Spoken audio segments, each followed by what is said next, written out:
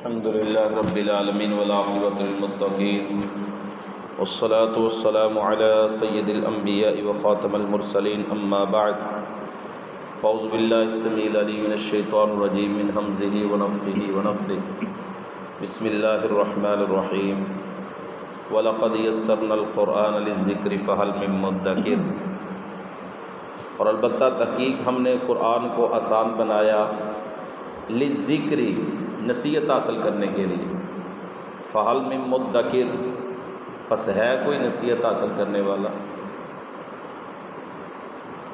اللہ تعالیٰ نے قرآن مجید میں وہ آسانیاں نازل کی ہیں جو پہلی شریعت میں نہیں تھی، اور قرآن مجید فرقان حمید کو اللہ پاک نے آسان بنایا۔ جس نے دل لگا کے سنا، اللہ پاک نے اس کی زندگی کو روشن کر دیا۔ جس نے بھی قرآن مجید کو غور سے دل دماغ کو حاضر کر کے سنا، اللہ پاک نے اس کے لیے ساری زندگی کے راستے آسان کر دیے۔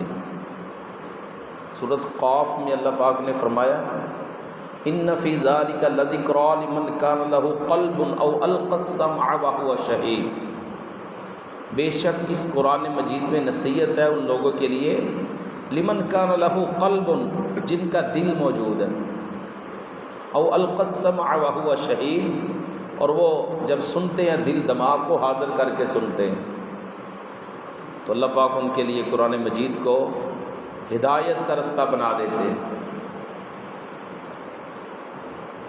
نبی صلی اللہ علیہ وآلہ وسلم کے پاس ایک آدمی آیا مکہ پاک میں، طفیل بن عمر دوسی، دوس قبیلے کا وہ آدمی ہے، اور مکہ پاک میں آیا۔ مکے والے کہنے لگے دیکھنا آپ ہمارے لیے مہمان ہیں، محترم ہیں، لیکن ہمارا ایک نوجوان ہے، اس کے اوپر جادو کا اور اسیب کا مسئلہ بنا ہے۔ جادو اس کا یہ ہے کہ جو بھی اس کی بات کو سنتا ہے نا وہ اس کا ہو جاتا ہے۔ اگر بیٹا ہے تو باپ کو بھول جاتا ہے، باپ ہے تو بیٹے کو بھول جاتا ہے، اپنے برادری کا، اپنے رشتہ داروں کا وہ دین مذہب رستہ چھوڑ دیتا ہے۔ تو اس کے جادو سے بچنے کے لیے ہم آپ کو برادرانہ مشورہ یہ دیتے ہیں، اس کی بات کو نہ سننا، وہ جو کہتا ہے، وہ جو بیان کرتا ہے، وہ جو سناتا ہے، اس کی بات کو نہ سننا۔ یہ اپنے قبیلے کا رئیس تھا، سردار تھا، اس نے کہا جی مہربانی، شکریہ آپ کا، آپ نے مجھے اچھی نصیحتیں کی ہیں۔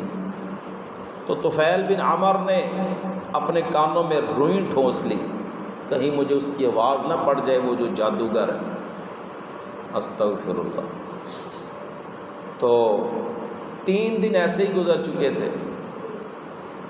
3 دن کے بعد کہنے لگا میں بھی عجیب آدمی ہوں، لوگوں کی باتوں میں آ کے میں نے اس کی بات کو نہیں سنا۔ بھائی بات تو سننی چاہیے، اگر اچھی لگی تو ٹھیک ہے، ورنہ چھوڑ دوں گا۔ لوگ میرے پاس فیصلے کروانے آتے ہیں اور میرا اپنا فیصلہ خراب ہوا ہے۔ بات تو سننی چاہیے اس کی، بات کرتا کیا ہے، کہتا کیا ہے، پیش کیا کرتا ہے، ایک مرتبہ بات تو سنی۔ تو نبی صلی اللہ علیہ وآلہ وسلم بیت اللہ شریف میں تھے، یہ طفیل آیا، اس نے روئی اتاری اور پیچھے بیٹھ گیا۔ نبی صلی اللہ علیہ وسلم نماز میں قرآن مجید بلند آواز سے پڑھ رہے تھے، پڑھتے جا رہے ہیں، پڑھتے جا رہے ہیں۔ نماز کے بعد نبی صلی اللہ علیہ وآلہ وسلم کے پاس بیٹھا، اس نے آپ کا صرف قرآن مجید ہی سنا ہے بس۔ کہتا ہے مجھے مکے والوں نے یہ کہا تھا اور میرے کانوں میں روئی تھی۔ تو قرآن مجید کو سننے کے بعد اللہ پاک نے اس کی زندگی کو کیسے روشن کر دیا۔ جس نے بھی دل دماغ کو حاضر کر کے سنا، اللہ پاک نے اس کے لیے ہدایت کا رستہ کھول دیا، رستہ کھول دیا ہدایت کا۔ سیدنا عمر رضی اللہ تعالی عنہ ابھی مسلمان نہیں تھے کہ اپنی بہن فاطمہ کے گھر پہنچے،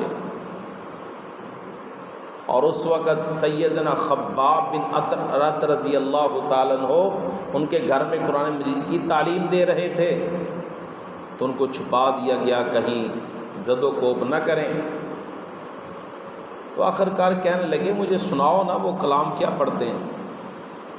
تو سیدنا عمر کی بہن فاطمہ بنت خطاب رضی اللہ عنہا انہوں نے سورۃ طٰہٰ سنائی، سورۃ طٰہٰ پڑھی تو اللہ پاک نے دل دماغ کو روشن کر دیے۔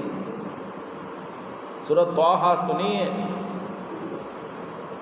تو پیارے محترم بھائیوں، جس نے بھی قرآن مجید کو غور سے سنا، ہدایت کے لیے سنا، توجہ سے سنا، دل دماغ کو حاضر کر کے سنا، اللہ پاک نے اس کے لیے ہدایت کا رستہ کھول دیے۔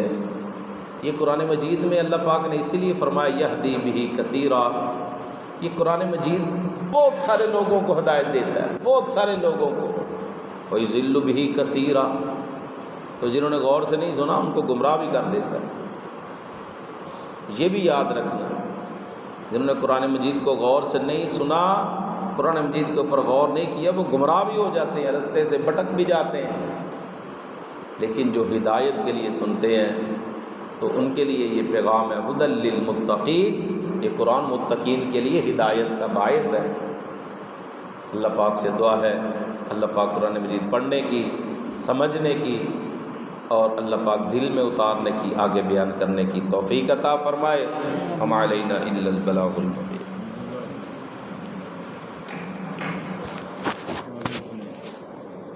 الحمد للہ رب العالمین والعاقبۃ للمتقین والصلاة والسلام علی سید الانبیاء وخاتم المرسلین، اما بعد فاعوذ باللہ السمیع العلیم من الشیطان الرجیم من ہمزہ ونفخہ ونفثہ، بسم اللہ الرحمن الرحیم، وَلَقَدْ يَسَّرْنَا الْقُرْآنَ